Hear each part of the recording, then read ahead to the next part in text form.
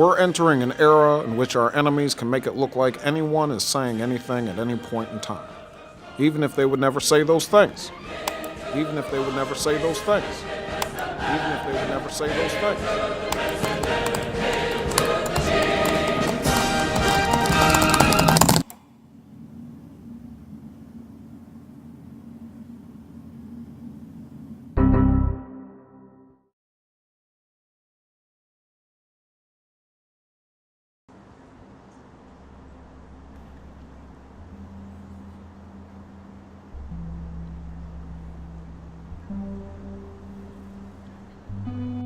As someone living in this digital age, it's important to keep a watchful eye on the way that digital media is affecting how we receive our news. How we communicate about politics, current events, and science is in a constant state of change. In academia, here at the University of Washington, industry leaders and students are working to continue this innovation to no end. Not to say that it should end, but even if it was, when has should ever gotten in the way of innovation? Deepfake technology is innovative. It can manipulate the face of any person to move and say as the user does. Using only a software and a simple camera, doctored videos of political figures, celebrities, and intellectuals of all kinds can be made with relative ease.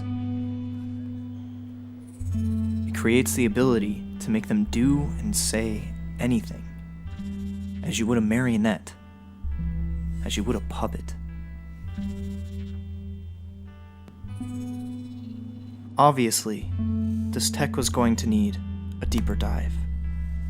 Yet as I did my research, it seemed as though all the articles I was reading were missing something. Perspective from the inside. I wanted to know who was making this, and I wanted to know why. So I went out, and I did my best to try and make some contacts.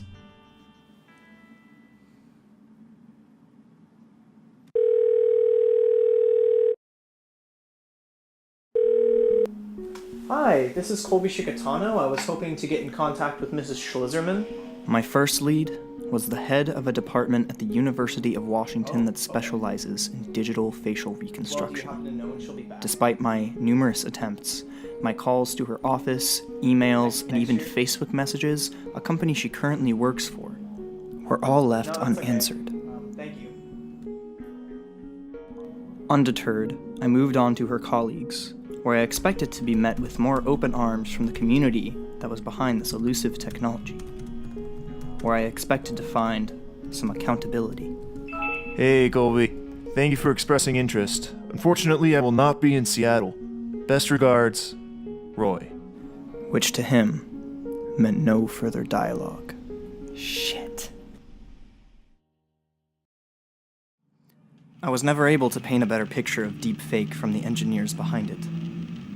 It seemed everywhere I looked, I was met with a wall. What little follow-up I had was short-lived, and I was left with the exact same questions I had going in.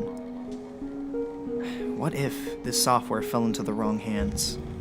What happens when we can no longer trust the video and TV we watch to receive vital information? The facts.